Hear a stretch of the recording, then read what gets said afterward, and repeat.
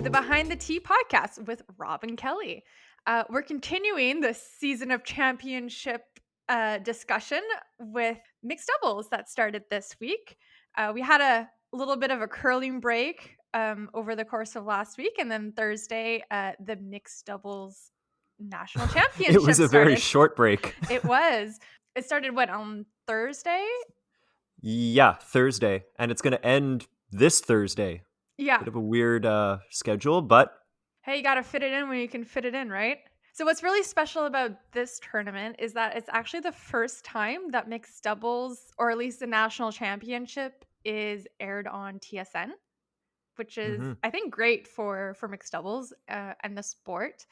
Unfortunately, it doesn't have the same prime time spot as the Brier or the Scotties do, because hopefully you don't have a daytime job, but if you do, you're a little bit out of luck because these games have been airing during the day. And in all fairness, I mean, if you're a fan of basketball, March Madness is going on at the same time. That's right. Have you filled out your bracket, Kelly? I have not. Have you? Neither have I. No. Yeah. I think... I don't know much about it. Like, I do enjoy watching sports, and in this podcast, we love to talk about baseball and football and anything else besides curling. But I think basketball is just one of those sports that I'm not able to get on board with. Really, college basketball for me. I like how everybody goes crazy about it, but I'm lucky if I've even heard of the university. Well, this is great too. This is kind of what I like about March Madness, is that you have all these universities that you've never heard of before. Because like Duke is, I think, a big basketball college. I or think at least so. They're usually up there, like Villanova and whatnot. But there was an upset the other day. It was some random Christian college that I've never heard of before that beat the Ohio State. And it was like, oh, that's great. Or like Gonzaga. Like, do you know where Gonzaga is? I do not. I actually end up Googling this every year because they are also one of the top basketball colleges in the US. And it's somewhere in Washington State. Like, not near Seattle. Like, probably, if I'm correct. I haven't Googled this in a while, but I think it's near Spokane. Spokane? Yeah, like in the east part of Washington. Okay, the only other city in Washington I can name other than Seattle. Exactly. So unfortunately, mixed doubles isn't at March Madness levels yet. One day. Actually, because you were asking about the format, there is a playoff bracket. Maybe we can fill in a mixed doubles bracket later in the week. Sorry, go ahead. I was going to say, because we haven't hit our predictions for who's going to win the mixed doubles championship. No, we should. Maybe we'll close out today. Okay. We'll make our predictions. And speaking of predictions, before we get into mixed doubles, we should mention that this is our first post-Brier podcast. And we knew Botcher was going to win because a week ago, you and I were making predictions for the final because we recorded right before the final. And we both said Cooey. Mm-hmm. And it's as if something went off in Brian Botcher's head. Brian... Oh God. Whatever his name is, Brendan Botcher. Thank you. Well, yeah, if you want to take a couple minutes just to go over that final, because last week's episode we kind of recorded between both games. Actually, we should point out we recorded during both. Yeah. So if it sounds like we weren't paying attention to either each other or the game, that's why. And if you can't tell, it's because Kelly has incredible editing skills. But actually, we should acknowledge what a shot Botcher made just to get into the final. Yes. We were podcasting during it, so I looked up and was, that was a nice shot. I didn't even realize it was for the win. I was talking to my mom the other day, and I was saying how, I don't know if you've watched before a lot of the draws, TSM has been playing the top 50 shots in curling or something. Right. But it's the same 30-minute segment just on repeat. And I think that next year, Botcher, that shot is gonna, or at least should appear on there. And I don't know if you remember what the number one shot was, but it was, of course, the Jennifer Jones in-off. Exactly, which was essentially almost exactly what Botcher had to do. Right. By the way, quickly, I dispute that. I think the number one shot of all time is the Al Hackner thing. Yeah. I just think like the Jones shot obviously was incredible and it was to win the Tournament of Hearts, but Al Hackner's was essentially the same thing. It was to send the Brier final to an extra end that he did end up winning, and that shot like Hmm. was not there. And wait, didn't Or they have curling brooms at that time? Curling, of oh course yeah, they had like curling brooms. They have the old straw the kind, straw broom. Yeah. right? So that's Uh, an additional level of difficulty right there. exactly. And I remember hearing something like that Rick Lang and Al Hackner set that up again on Hmm. like the 30th anniversary of that shot or something, whatever it was, and they tried to recreate it, and they tried it something like 100 times, and they never got Oh, close. really? And you can make the argument, oh well, Al Hackner's not what he used to be, but I mean, Al Hackner still curls, and he's He's a legend. yeah, absolutely. Yeah. So I to me that is the greatest shot, just because no one could do that again, probably. Hmm. Well, if you've watched this segment, I mean, I feel like any of the top 15 shots are pretty much all the same. It's very subjective Oh, as absolutely. to which one you want to call like the best. I think just the fact of when that shot was played plays a big impact. Like if it's to win the Scotties versus to go into an extra end during a round robin, it has a Hmm. different level of like notoriety, if you will. But yeah, so let's just talk about that final really quickly. Hmm. I stayed up and up until like midnight to watch the end. And I feel like I was really happy to see Botcher win. It's the fourth time in a row Yes, he that he's avoids the infamy of joining the Buffalo Bills as four-time losers of the final. exactly. So I'm really happy for them to win, but it was the most uneventful, lackluster final I think we've ever had, or at least had in a long time. Kui, as we know, is known for taking a long time and really being short on time come the end of a game. And I feel like it was just really weird. Like I think the whole team dynamic was strained a little bit. Like they seemed really angry at each other, or at least Kui, I think, really was not jiving with the team. Like there was definitely some tension. You could make that case. I mean, maybe we're overanalyzing, but hey, that's our job. It's I we were texting each other during the game. We felt there was quite a bit of tension on Yeah. that Kui team, and I mean, they're all incredible rock throwers. Let's be honest, but But they are a little hot-headed, especially yes, Morris and Ben Hebert. They love to talk. right. And the other thing is John Morris. And first of all, I think John Morris is one of the greatest strategists that's ever played the game. But this was a team that was pretty tight for time, or notoriously always running out of time before John Morris was part of it. Yeah. And now it seems to me like too many skips. And I know Ben Hebert is not a skip, but it's as if he is one. There's too many people trying to run the show. And I don't think they're ever committed to the shot that they call. Well, I think they just talk too much. I like at the and I think Russ said something halfway through the game. It's like, yeah, Morris was a skip. Ben Hebert wasn't a skip, but Ben is a very social guy who loves to talk. And at the end of the day, the skip is like the leader or like the shot caller, right? And I think what was happening is that they weren't really letting Kui call the game as Hmm. Kui normally would. At one point, you just gotta be like, guys, shut up and Yeah. let Kui call the game. And I think that really affected Kui's playing. Maybe I think you're right. I think the other part too is that they there's with that team there's so much talk on strategy that I think Russ pointed out, they haven't discussed they've talked so much about what shot they want to play. They haven't stopped to talk about the path that they're taking and how no one's thrown a draw there yet and how it's probably going to overcurl or whatever the ice was like. And sure enough, Russ called it. Whatever it was he said was going to happen did happen. Yeah, it's like they focus too much on strategy and not enough on execution. And we all know, like, you could have the best strategy and decide to make like the correct shot, but if you can't make the shot, it doesn't matter. And Right. I think Botcher's team was definitely more focused and in unison. And but how I say like the end of the game was a little, it felt a little flat, is that it was probably like the messiest situation of like like the whole game. It was a very like clean-ish game, but there's a lot of rocks in play. Kui really did not have much of a shot or any shot at all. But come his last shot, I think they had like 40 seconds and no more timeouts. So they didn't even have time to discuss. And I think I didn't write the quote down, but Kui's like, okay, guys, just think of like, what can we do? Just keep thinking.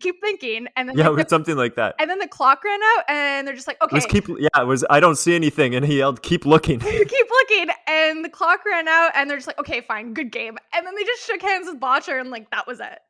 I know. I was really hoping there was a shot just so that he could like race to the hack and just see if he got it off in time. Like that Yeah. would have been interesting. Well, that's why I think had they not, and I don't know, but I'm just assuming that had they had more time, if I think that last end would have played out a little differently, and at least we would have had a last shot to win the game or Yeah. something, you know? That to me was the most interesting part of the game.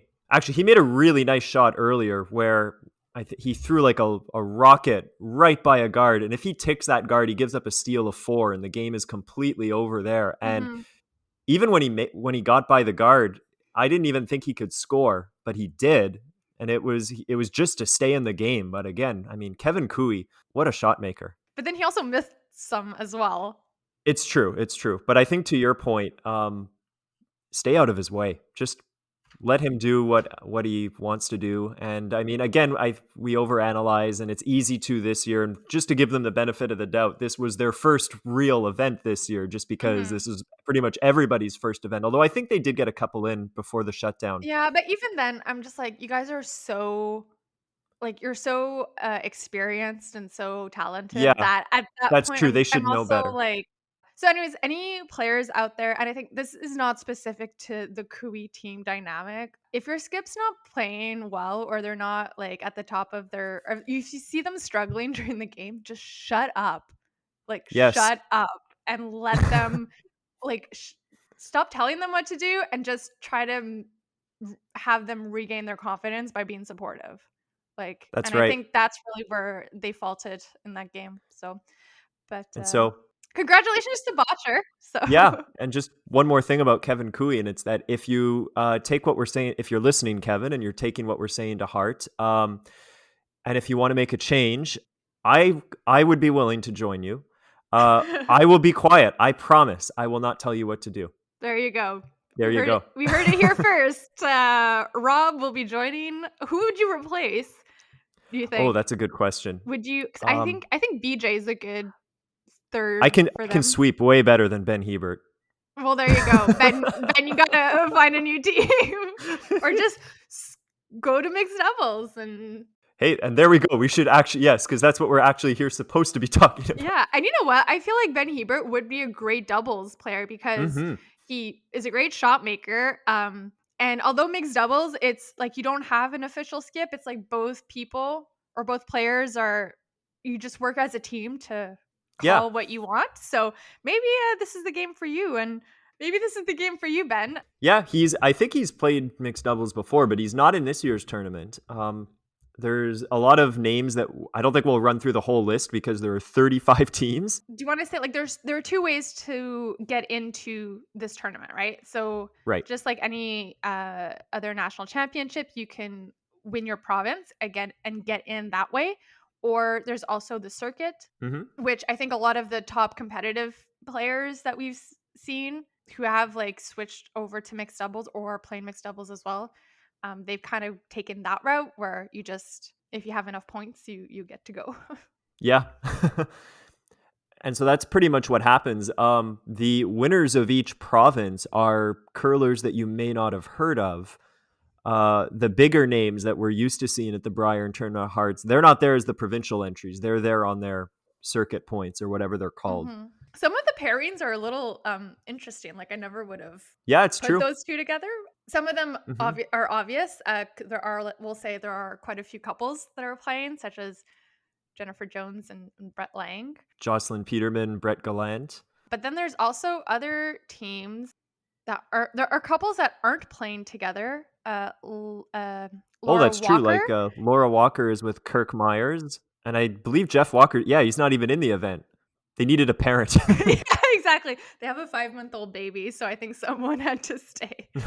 Which, fair enough.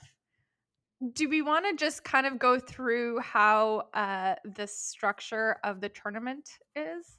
Yeah, it's a little unusual. So there's the teams are split into 5 pools of 7. You play a full round robin against the other 6 teams in your pool. So each pool has maybe about 2 or 3 provincial winners, and the rest are all circuit players. Only the top uh, winner of each pool is guaranteed to go through. Although if you come second, you almost certainly will. But the top team automatically goes through. So that'll take 5. That'll be 5 winners. There's going to be 12 playoff teams in total. So the next 7 are the best of the rest, and it's solely by your record. Yeah, and there's no tiebreakers in mixed doubles. Can we Right. just There's point that out? absolutely no tiebreakers. Yeah. So if we've got a logjam at a bunch of teams tied, it's going to come down to that shootout, unfortunately. Draw to the button that we all love. And we should also add that once we get into 12 teams, they're going to have this is the part where Kelly and I will fill out our brackets and make our predictions because they'll follow a bracket thing. The top 4 teams will get a bye, and this will seed them into a page playoff of 4 teams. Okay, this is where I'm a little confused. Again, I have done no research on this, or this is not good podcasting on I my only did end. it like this morning. Okay, but if you compare it to the men's and women's championship, they also have 2 pools. They do a round robin, and then the top 4 advance to the championship round, and then they do another round robin, but you only play the teams that weren't in your pool, right? So it's not a Mhm. full round robin. But in this case, it's not that, right? Because again, like you said, only the top teams of each pool advance, but then the rest is just the best of the rest. So you could have like 2 or 3 teams from the same pool, for Yeah, instance. you could face the same team again, So probably. they can't necessarily do a round robin, or is that what they're gonna do? A round No, it's robin? not a round No. robin. No, Okay. like when they get the 12 teams. Actually, remember back when we were curling junior provincials, how we had a 12-team system going down a bracket? Yeah, it was triple It's knockout exactly though. like that. And it was like a triple knockout thing, and the first 4 teams had a bye in the first draw. So it's just like that, except instead of it's like a triple knockout, except no, you lose, you're out. But it's seeding them into a A actually bracket. no, I guess if you lose, you're not out, but it's seeding them into a page playoff. Like Okay. there'll be if you win that, you're in the 1 versus 2 game. All this to say, there's a lot of draws. Like there are 5 Yeah. draws a day. At first, I was kind of cynical that TSN wasn't showing the evening game, but then I realized, wait a minute, there's 5 draws a day. We're lucky they're showing 3 of them. Yeah, that's a lot of games for whoever makes it to the end. Like you could be playing quite a bit, and Oh I don't yeah. I don't know if anyone else has played mixed doubles, but like there are fewer rocks, but it doesn't mean that it's easier on the body. I feel like it's Oh my God, no. just as exhausting, if not more exhausting, than a regular 4-man game. For more information on mixed doubles, listen to our previous podcast on. I don't know. I should have planned that better. Yes, but I remember when we did our show on mixed doubles, we commented that we played a couple of tournaments as a team, and I remember saying to you after the first rock I threw that I got up to sweep, like, "Oh my God, I'm tired already." And that was the first of like 4 games we had to play that day. What's also good though is that these aren't 10 end games, they're only 8 ends. So it's a little shorter, I guess. It's true, although I think you feel more tired after Yeah. fewer rocks, fewer ends, but even still, Mhm. pretty exhausting. Yeah, so because these games have been airing during the day, I have not been watching them. Actually, this morning's game was the first one that I watched in full because it's the only time I had time to watch. And it's such a stark difference between mixed doubles and regular play now because, in the Briar, there were so many blank ends, and some of them were just blanked because, they throw triple takeouts and clear everything. But in mixed doubles, that just doesn't happen because you can't throw a takeout till the third rock. So yeah, it's great to see like every end just has A 7 ton of rocks rocks in play. within the 4 foot. Yeah, which is great. And makes for good, interesting shots to see. Yeah. And strategize and whatnot. So I think that's pretty cool. What's also interesting to watch is the different teams. Like, there's different approaches, I guess, to mixed doubles. I'd say the common trend is the female or the woman will throw first and last rocks, with the guys throwing the middle three. What's interesting to see is there's some players that just choose not to sweep the rocks. Like, and what I mean by that is, like, some teams it's a team effort, so whoever's not throwing is going to be there to sweep the rocks. But there are other teams where it's usually the guys will either get up after shooting the rock to go sweep and then sweep the other person's rock. So yeah, team dynamics there are quite interesting to see. Yeah, I was going to do, or this is the part where I'm going to try to piss you off, but I'm going to remind, Kelly's favorite topic, stabilizers. I've learned something here because I think we had called out stabilizer use. Well, you have. Kelly is not a fan of the stabilizer, but that it's an added challenge in mixed doubles because obviously you can't throw with that and then sweep, right? Mm-hmm. Well, actually, yes, you can. I didn't know this was allowed. But Reed Carruthers yesterday, what he does is he's got a hardline broom, first of all. And if you've got a hardline broom and you've screwed on the head real tight, you can stand the broom up, like vertically. Uh-huh. So he puts the broom up vertically on the hog line, throws his rock with his stabilizer, then shoves it aside, grabs his broom, and goes to sweep. No, he doesn't. What are your thoughts? He absolutely does. What are your thoughts, Kelly? I can't. I've been waiting all week to tell you that. I did not catch this, but I have words. Okay, Reed Carruthers, if you're listening, this is absolutely ridiculous. The amount of energy and effort that has to go into planning this. Get rid of your stabilizer. Use a broom, okay? You can find a broom position that works for you. That's it. You heard it here first, Reed. Time to change. No excuses. Okay, and on a similar note, so Felix Aslan of Team Quebec is another player that uses a stabilizer. Mm-hmm. And what I noticed today, he threw a hit. And first of all, people, when you're throwing hits in mixed doubles, do not chase down your rock. I speak from experience. Kelly will tell you about this. Have you noticed? Sorry to cut you off, but just before I lose my train of thought here, I don't know if you've noticed, but yeah, a lot of teams are choosing not to sweep the takeouts, which is totally fine. But what's really funny is you hear them yelling like, yes, sweep, but there's no sweepers. It's really funny. I've always enjoyed that in mixed doubles, that yes. And then there was one today where they disagreed with each other. Yes, no, yes, no. And it doesn't matter. You're not sweeping it anyway. It's like as if your screaming will affect the curl of the rock. You know, I wouldn't be surprised if someone comes up with that at some point, Broomgate. It's a battle for superiority. You want to be the one who's right. Yeah. Anyway, sorry, I interrupted you. But that's okay. So yeah, don't chase down your rock. If you listen to our mixed doubles episode, you can hear the story of how I tried to and I went flying into a bunch of guards. But yeah, which she will not. Sorry, it was. She'll always remind me of. Not funny, but it was an absolutely hilarious moment to see. Oh no! I admit it was pretty funny.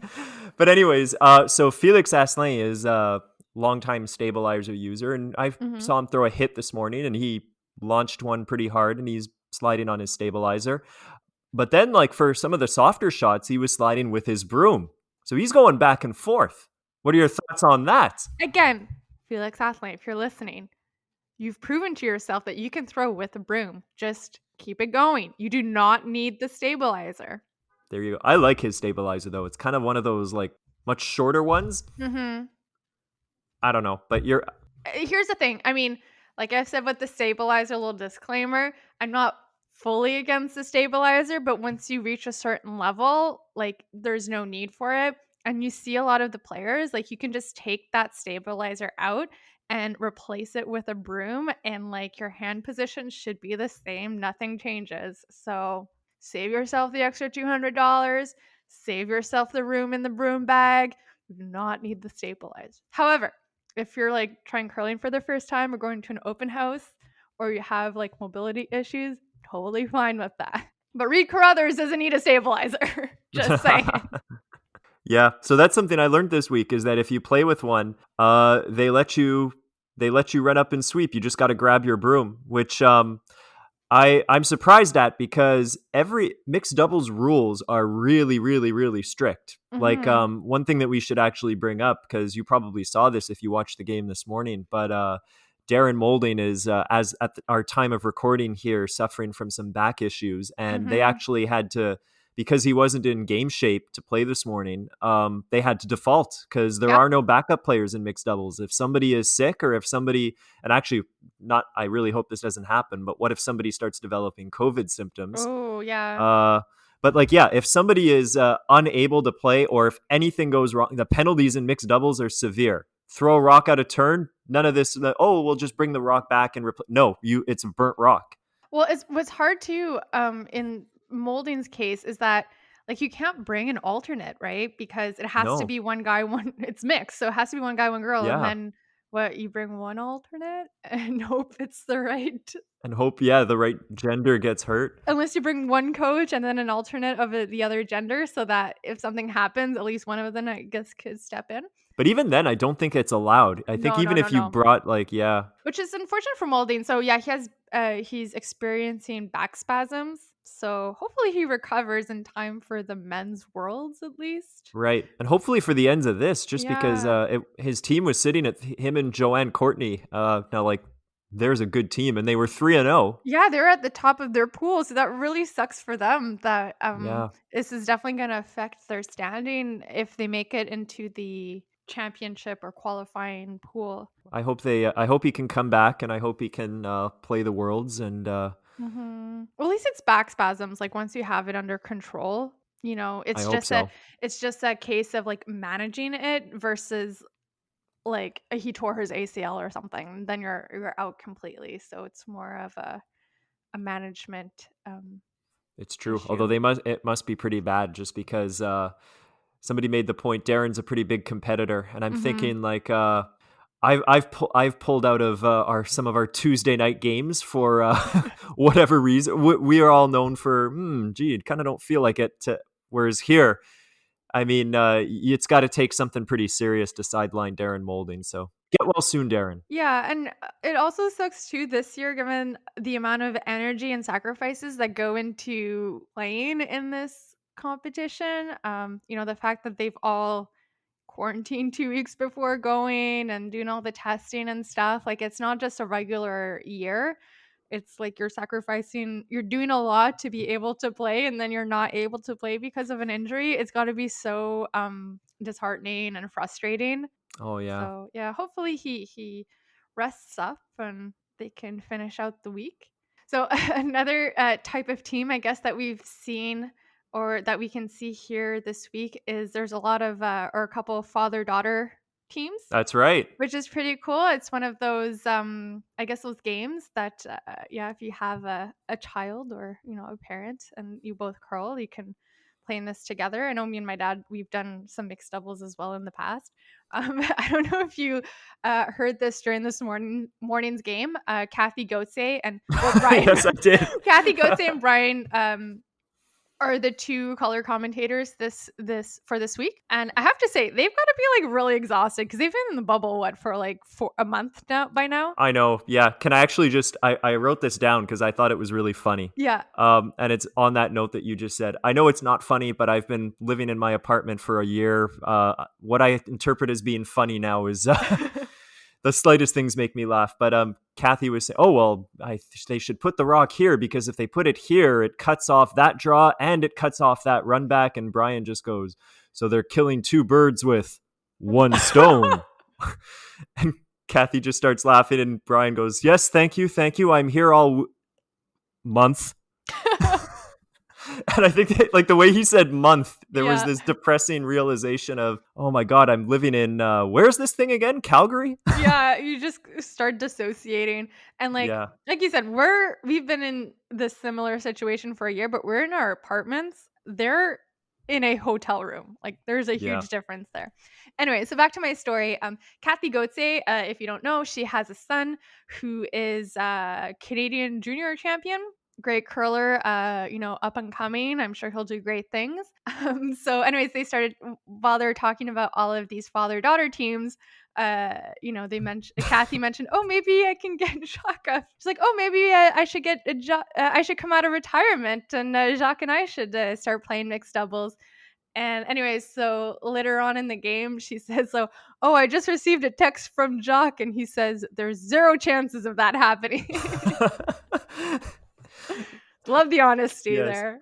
I laughed. Although I have to say, Jacques, if you're listening, please give it some thought. I think that, first of all, I would love to watch that team. Kathy's a really good curler, very decorated. Yeah, well, I feel she's been in retirement for quite a while now. So. Oh, it's true, but I mean, it'd be interesting to see, and it would be a pretty good team. They'd be fun to watch. So give it some thought, Jacques. Yeah. Also, we don't know. Like, I guess every parent-child dynamic is a little different depending on the family. So that's true. It could be fun to watch. That's true. By the way, we mentioned this in our mixed doubles episode, but our first provincial game that we played as a team was against that father-daughter team of Robert and Emily Desjardins. Yes, we took 4 on them in the first end. Yeah, no, that was a really good game. It really came down to the last rock for it. It's kind of cool that you can point to somebody on TV and be like, "Oh, we took 4 on them." Yeah, because there was a stat like today where they were saying somebody never gave up 4 as a team, and I'm like, we probably gave up our fair share. Well, this is another thing that I think is great with mixed doubles is that, first of all, there are no blank ends, or it's very rare. Maybe, I guess you can have a blank end during a power play, but the point swings are crazy, or even a while this morning, St. Joel's was down like by 3 points, and in a regular game play, you're just like, oh, forget it, because they're just going to keep it clean, but they can't keep it clean. So, like, do not be disheartened if you're down 3 or 4 points halfway through the game, because you never really do know. Yeah, if you have a good end and you can easily take 2, or if you take 3, you're just back in it. And I know when we played, we've seen that a lot where, like, a team goes down 6-0 after 3 ends, but then they come back and tie the game or something. It's really that's true for us in regular curling too. Yeah, let's not talk about our ladder games. Yeah, so I guess that's kind of cool. It keeps it interesting, right? As opposed to, I guess that's just the big difference between regular play, because now the top level teams, if they're down 3 or 4 points, like, forget it, the game's over. What we were saying before, like, we've not had an opportunity to watch very much of this, but so this morning's game was the first one that I watched start to finish. So I'm trying to pick up a bit more on strategy, if there really even is a strategy. To me, really, the strategy is make your shot. Yeah. But obviously, you're if you're throwing first, you're going to throw that freeze. Although what I didn't realize is that the rock is along the edge of the back 4. Yep. So if you nail that freeze, the pin is still exposed. Yep. And so that's what I didn't really realize, is that some teams were making really good freezes, but then the next shot that came in was the one that was locked on. And this is a rule change that was made in mixed doubles a few years ago, because before it was just like that back rock was put like right at the back of the button. But yeah, a couple years ago they changed the rule so that now the rock touches the back of the forefoot, so it does leave that extra space. Because before, it's like, really the key thing with mixed doubles is making that first shot. If you make that freeze perfect, you're in a very good position. But now I think, it makes it a little bit more like, if you nail that freeze, it's if you nailed the freeze and you're covering the pin, you're going to score pretty much. It's just how many. Now at least it's a bit more. Yeah, so now you can't really freeze. You pretty much just have to straight draw or come close to it. So yeah, because I guess in mixed doubles, there's not so much like defensive versus offensive play. It's more of like, make that first draw and then kind of go with that. That's what I noticed, because we obviously know it's a more offensive game. What I'm noticing is that we're trained in regular play to, when the situation is not looking good, run back, peel, open it up. Like, you try the run back. If you don't make it, you at least open it up. Yeah. From what I'm seeing, which granted is not a lot, I think teams are still falling under that mentality of trying to do really tough run backs. I saw it a lot this morning. And I'm just thinking, like, I don't know if that's the right approach for mixed doubles. I think this is one of those situations you would never teach this normally, but try to draw your way out of trouble. Yeah. Like, it's all about angles. Try to set something up, but the Hail Mary run back, you better nail it or you're wasting your shot. Yeah, exactly. You kind of have to set yourself up with the limited rocks that you have with some kind of angle freezes and then just try to like tap, tap, tap your way, which is also kind of cool because, as we've seen, there's 10 rocks, or well, obviously not 10 rocks, but there's a lot of rocks in play within the 8 foot or the 4 foot. And you come to that last rock and it's like, okay, if you come with heavy hack and you just like tap these 4 rocks, like there's a chain reaction that happens just to move that one rock up to the button. So Hmm. it's kind of cool to see. The other strategy thing that I learned is, well, I'm still not quite sure what to do if you have a power play. I'm assuming that once the other team shoots first, it will become a little bit more obvious, but I know how to kill the penalty now, You do. which is, I'm borrowing from hockey. Like, Go if, for it.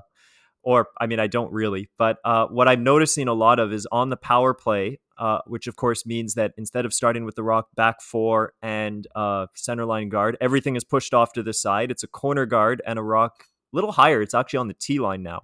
What they do is, let's see, it's the team that has the hammer that calls the power play. It's the team without hammer that shoots first. And what they're doing is they're ticking that corner guard over towards the middle and losing their shooter. Maybe they'll tick it right into the house, but they pretty much remove that corner right away. And the thing about it is that they'll lose their shooter pretty easily because it's so close to the boards, and they've got a lot of room to maneuver since they're driving it the other way. I totally understand the approach, but then why not just go and draw the center? That's a lot. Just to, It's an easier shot than, just because you, let's see, I guess, you force the other okay, we team have to to the stop and center. think of, so we have to stop and think about it. Okay. If, because I'm so bad at this, but if you're shooting first, Yeah. uh, it's not your rock that's in the house. It's your rock that's the guard, right? Yeah. If Yeah. you're shooting first, your Yeah. rock is the guard. So, uh, to quote my good friend, not Brendan Mudrick, Brian Mudrick, you can kill 2 birds with 1 stone. You can put a rock in the top 4, and you can get rid of that corner guard with a good tick shot. I see. So I think that's why they're all going for that. You can get your rock; it'll be your guard in a great position, and take off the corner. My only reservation against it is I would really suck at that. I don't think I've ever tried a tick on a corner guard in my life. Plenty of times by accident when I was trying to come around that guard. But I guess like one question we've asked ourselves quite a bit is just when to action the power play. And there are 2 instances, right?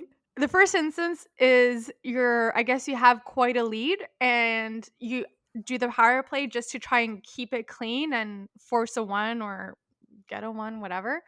Hmm. Um, or the other option is you're down a lot and you just want to try and like generate a 2 and get back into the game. So I think also depending on what like where you are in the game will affect how you play the power play. I'm assuming, Yeah. again, I haven't put a lot of thought into it, but Neither have I. But it's an interesting decision to have to make. yeah. We've commented before that we felt the power play is a little bit gimmicky. Yeah. But my opinion on that hasn't really changed. I think it is a little bit gimmicky, but whereas it's here to stay, it's an interesting decision that teams have to make. Is, do I do it now? Do I do it later? There was a comment made this morning with the Quebec game against Jones I've and already lost it. Lang. Thank you. Yeah, that maybe they called it in the 8th end, which was probably too little, too late. So it's an interesting thing to have to manage. Yep, definitely. I think this is one we're gonna have to wait a while to see how to best go about it. Because like in the regular play, everyone knows how to deal with the 4 rock rule, right? Like what do you do when you're down and you need to generate the point? Like you put the 2 guards up, or you go the 2 corners, or you just do the 1 corner depending on the situation. So it's kind of like all worked out and you just go on autoplay. But I feel like the power play is still relatively new, that people are still trying to figure out the best way to play the power play depending on how you're looking in the game. Thinking back to when we tried this a couple of years ago, I think we were decent with the strategy. I don't think we lost any games because of bad strategy. It was just you, and I don't think it's happening to teams on TV either. I think you could maybe question a couple of decisions, but really what's going to cost you in mixed doubles is your missing shots, uh, is really what'll work against Yeah. you. Or I guess maybe not playing the right, because I guess with mixed doubles, because there are a lot of rocks in play, you can have a couple angle situations set up. And so the question is which angles do you go for? Which shot is Right. better? And we're not super elite curlers, but we've curled for long enough that we were pretty good at thinking about strategy and what we were leaving and what we were setting up and all of that. But I don't know if you remember this, Kelly, but one thing I remember us really being confused about was, what do we do on this power play? This is everything we know gone. Exactly. And I don't remember a lot from that provincial, except that I hope they weren't keeping stats on our power, because our power plays were bad. Yeah. We allowed a few shorthanded goals, so to speak. Yeah, so we're still, I guess, learning the ins and outs of mixed doubles. But yeah, if I haven't mentioned it before, I am a huge fan of mixed doubles. Like, I love it. If ever I decide to get back into competitive play, because that's something that always comes up every year, like around this time, I think, yeah, I'd be more inclined to go the mixed doubles route. No, me too. I'm a convert. I wasn't at first for a few years. I was pretty hesitant about it, but no, I it's my vision of curling. It's all rocks in play. Yeah, you're one of those slow those people who adopted slowly. For me, I was like, I played it the first time and I was like, I love this game. So many rocks in play, super aggressive, and it's shorter. Love it. And actually, the more I thought about it, it was never that I was against it. What I didn't like is that I felt that there was going to be a transition towards it that was going to leave out traditional curling. Like, I remember one thing that was going to happen was they were going to abolish the Canadian Mixed Championship to replace it with the mixed doubles. And that I did not like. I was, no, you got to keep the regular curling. And I didn't like it at the time, just being like, no, kind of the jury was still out on mixed doubles at the time. It Mhm. was a big thing to start saying, well, we're going to replace it with, but Yeah. now I don't want anything canceled, but I even could replace things. What the hell? I'm not going to qualify for that anyway, so. Yeah, well, Canada definitely was slow to adopt mixed doubles compared to the rest of the world. That's why I think we've Mhm. mentioned this in our mixed doubles episode. Like, Canada has yet to perform really well at the worlds, like compared to how we perform in the regular curling. But I do think there is room in the curling sphere for mixed doubles, and like, I don't know if they're gonna can the Canadian mixed championship altogether, but it's never gonna have the same notoriety as the mixed doubles. Like, I think mixed doubles, give it a few years, it's gonna become a little more like a main event, or Mhm. whereas the Canadian mix is just going to be like the travelers or the seniors, like a thing that happens, but like no one follows really. Yeah, sorry. Not not the nicest thing, but I mean, I think it's kind of already like that. I really believe in it. It was here when it was here in Montreal, it was a lot of fun to go and see. There were some big names there. Yeah, but that's the But thing with like just the Canadian mix. Like, it was never a super serious tournament to begin with. It was just a lot of no. people who like, hey, well, obviously our season's done, and like we put a team together, and it's just. But at the end of the day, like, it's not maybe TV worthy, I suppose, but it's good curling. If it comes to Mhm. your backyard like it did to ours, go check it out. There's good teams, good games, and Sure, they have a good it'll be patch too. enjoyable. Yes. All right, Kelly, I think it's that time again. It's time to go down your favorite rabbit hole here. First of all, just a quick reminder, Kelly loved the uniforms at the Briar, Yes, yes. Oh my right? Of god. course. I have to ask you a few questions here.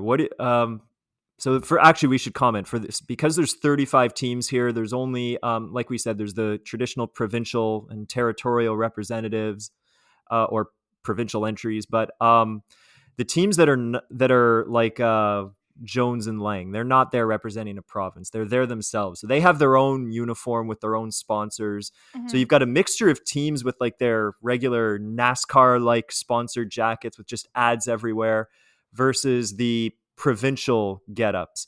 Yep. Uh, I'm kind of more interested to hear and getting your opinion on the provincial ones because everybody else is just wearing a bunch of ads. Yeah, they're a walking billboard, essentially. Yeah, And that's what I felt like watching earlier today. It didn't feel like a national championship. It kind of felt like I was watching a slam event where me everyone too. was wearing their billboard. Because yeah, compared to the Scotties and the Briars, which usually have a cohesive outfit selection, this one it was just like whatever your province sends you, or like whatever your mixed doubles outfit is. Like that's what they wore. So it's kind of hard to comment on because everyone was like a little different, but they all have the home hardware logo And that's true. because that's the main sponsor. It's going to be easier to comment though, because there's a few that if you haven't seen, I think you really should. Okay, do you have some names to Yes, drop? I can share my screen Oh, here. I think perfect, because I haven't seen that many. okay. So I haven't prepared this, by the way. This is we'll just kind of Oh my god, they look like the Jamaican curling team.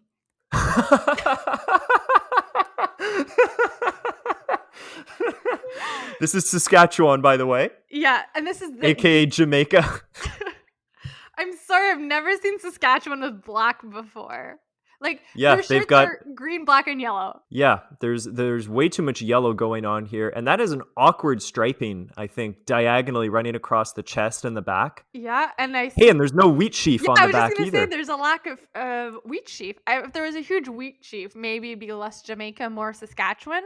Yeah, I don't know. A lot of the teams have this setup too. We're looking now at Newfoundland. So Newfoundland is wearing the usual red, white, a little bit of black colors. But Uh-huh. a few teams like Ontario has this going on too. I don't like it where they've just got Newfoundland and Labrador, Ontario written across the chest. Yeah. I'm not big on that. I don't know.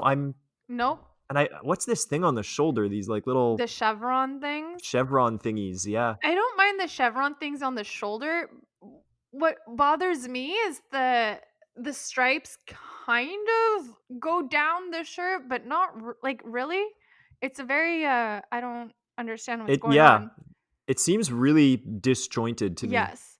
Well, disjointed just seems to be the theme of the season of champions.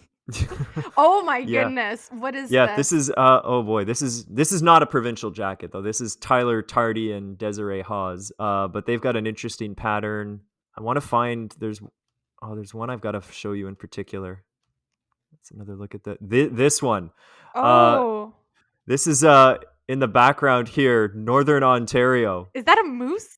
Yes. It looks like an angry zombie moose. I had so many thoughts come to mind. It's like the Nicholas Adine Viking jerseys that got a lot of attention. To me, it also looks like But I don't the hate world's it. worst tie-dye or something. I really, Yeah, no, because at least there's a concept. I got to get a better view.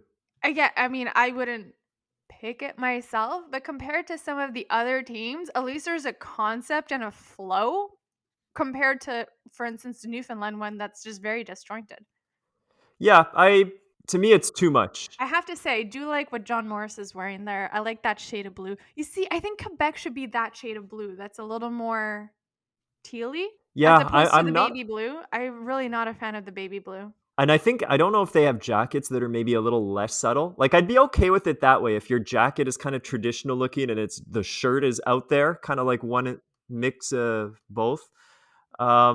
I'm sorry, I can't look at Saskatchewan without thinking of Jamaica. Jamaica, that was a really good. I see a lot of them are got their uniforms from Dynasty. Yeah, and here's Manitoba as well with a just awkward Yeah. stripe that kind of go to nowhere. Mhm. Uh, Oh, is that New Brunswick? there. Oh, yeah, we got to stop on New Brunswick. Very they how did best describe? I not a like I like you and I disagree with this. I like the New Brunswick colors, No. but this to me is just clunky. Like I don't. We know what you don't need it written on your sleeve, and we can see Yeah. the whole word written down. Melissa Adams here. Yeah, and it's like banana yellow and black. Yeah. Alex Robichaud, by the way, of New Brunswick, used to curl out of Montreal. Oh, I kind of like This is that. I like Alberta's not bad. Yeah. But I guess what we can take out of this slideshow here is, yeah, there's definitely no cohesiveness amongst the provincial teams. It's basically, I think, either whatever your team decided or whatever your province decided. Like here in Hmm. Quebec, they're wearing PCW, Performance Curling Wear, which is a brand here in Quebec. Sponsored a lot of Quebec teams in the past. So yeah, I guess it's just like everyone for themselves. I'm okay with the Quebec ones, but too much black, in my opinion. Oh, you see, I don't mind it. What I'm not a huge fan of is the shade of blue. And it's always Yeah, been but the shade. that's It's not that's a Quebec thing that's never going away. Yeah, yeah, yeah. The Alberta ones are nice. This is Ontario, which again, just more Looks like stripes Canada. going everywhere. Yeah. Too much white for Ontario, if you ask me. Yeah. Oh yeah, like, and just the writing across the. Yeah, I guess it feels more like a slam event than a national event because yeah, I'm so Hmm. used to seeing everyone kind of look the same just with different colors. Yeah, the Nunavut shirts are nice. They Oh, look yes. like what they had at the Brier Yeah. Tournament of Hearts. I'm looking for not Nunavut, but our another northern territory Oh, here. Yukon. That's what I'm trying to find. The Yukon. Come on, Yukon, where are you? Oh, look at that moose from the back. I saw this before, and I can't decide whether I love it or hate it. That's why I really want to show you. Okay. Here we go. I think it'll come up in Oh, this one. was that them right there? No, no. This looks like Yukon, but it's Darren Molding and Joanne Courtney. Okay, I like the purple. They're it's nice, yeah, and I like the way Yukon usually looks. Yukon has a very different look for this thing. What And they're in is this pool. it? The suspense. There they are. So I don't know if you can see this. It's Oh, I yeah, like them. yeah, interesting, eh? The Northern Lights? Yeah, That is a great concept. Oh, I I know. Yeah, love that was it. really unique. It's Yeah, and it's like a dark purple at the top, like the evening sky. So they yeah. have some of the purple and then yeah, the Northern Lights. No, I really love them. Okay, interesting. That slide though, I'm not too Oh sure. yeah, yeah. This is the Scoffin and Scoffin. Wade and Scoffin and Bailey Scoffin, right? That was the other father-daughter team. Like the Mhm. Scoffin name, legendary in Yukon. Really, yeah. I don't know. They're growing on me. They're different. You're not a fan? I think it's just that when I saw it, I think of a gradients, and gradients in sports jerseys were a thing in the 90s that were just Mm, horrible, and it was a very 90s thing, and now no one does it except just to be. But this actually means something, and yeah. it's actually attached to or the territory, Mhm. and so the more I think about it, yeah, if I were there, I would really want to trade for that. I think Oh, for sure. Oh, I would absolutely wanna trade for that. I wonder what their jackets look like. that's what I'm curious. Yeah. No, I really love I love them. I think they're one of my favorite, The jury or the results are in. Yukon is good, whereas Saskatchewan. not good. Well, no, it's actually I don't wanna say it's not good. It's actually a decent design. It's just But as long as they keep wearing that after you've mentioned it, I am gonna always default to you look like the Jamaican curling team. do we wanna make predictions as to who's gonna win? I mean, this is gonna be a complete shot in the dark. Yeah, maybe we'll fill in a bracket just to be like this is the real March Madness bracket once it's time. But once we get the playoff teams, let's make a bracket. But why don't we just go out on a limb and pick the champions right now? Okay, I'm gonna go with I think obvious choice of Shannon Burchard and It's Catlin not the tournament of Schneider. hearts. No. No, hey, she's like what 3 for 3 now. At the tournament of hearts. Well, you know what? I'm just gonna say 3 for 3 in national championships. Oh, very true. We also, I mean, this is not going to be my prediction, but we just have to mention this quickly that Nancy Martin, Hmm. who I have to be honest is a name I didn't really know until she played third for Sherry Anderson, but Nancy Martin apparently is a mixed doubles legend, is the winningest now of all time Canadian mixed doubles Oh, player, okay. and as at this time of recording is 4-0 playing with Terrell Griffith. Head of people like Laura Walker and Kirk Myers. Well, actually, Laura Walker and Kirk Myers are 3, and I'll say them. I'm looking at the standings for Pool C right now. They're on my screen, so I'm gonna go with Laura Walker and Kirk Myers. If I'm actually right, boy, do I look good. All right. Well, you know what we should do? Let's take some time and think about this, which we probably should have done before recording. But you know, let's make our bracket and we'll post it on our Instagram at Yeah, behindthetee.curling. So you can, I guess, follow us there if you're interested to see what we picked and also comment on who you think will represent Canada for the mixed doubles. that's right, and hopefully get us to the Olympics because it's not a done deal yet. All right, so that's it for this Take week. care. Bye.